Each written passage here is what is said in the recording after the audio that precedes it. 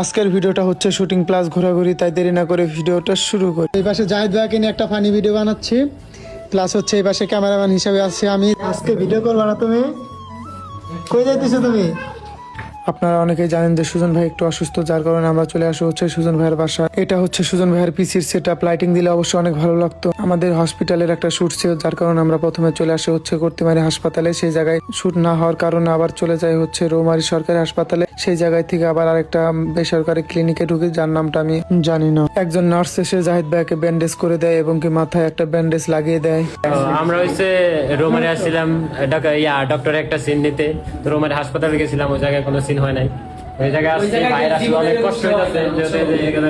আপনার কথা ঠিক আছে, ওই জায়গায় মানে এরকম সুবিধা হয়তো। রোমারী সদর হসপিটালে গেলে এরকম সেবা কখনোই পাইতো না। কেন পাইতো না? তারা হচ্ছে সরকারি, এইভাবে কখনোই কাজ করতো না। আর এগুলো হচ্ছে আমাদের পরিচিত ছোট বোন, আমাদের পরিচিত মানুষের